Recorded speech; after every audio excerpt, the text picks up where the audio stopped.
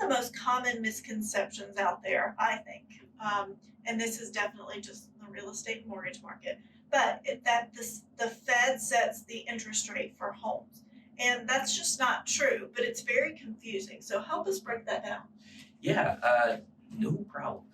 So the Fed gets a lot of press because they can uh, increase or decrease interest rates, but the key is which interest rates are they manipulating, and they have the power to directly move short-term interest rates, which are rates that affect credit card interest rates and things like car loans or boat loans, that type of thing. And the Fed does that to either boost the economy, try to get people spending money, or to slow the economy down in order to hedge inflation a little bit.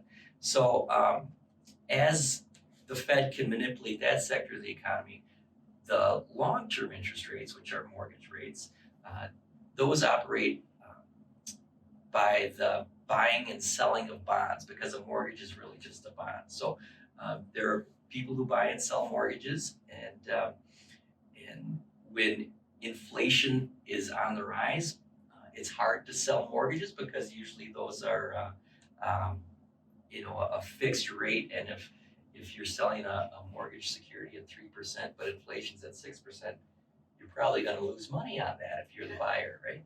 So that's when bond issuers need to increase the yield on the bonds that they're selling, and the yield really is the interest rate that us as mortgage borrowers are paying in order to entice people to buy those bonds. So as inflation's going up and people don't want to buy the lower rate bonds, the lower yield bonds, they need to start selling bonds at a higher yield to get people to come buy their bonds. So that's why the rates go up, so that the Yes. people who are buying the bonds will have a better return on their investment. Yeah, and you'll often will see a correlation between when the Fed is increasing rates, because the Fed will increase rates to slow down inflation, right? Yeah.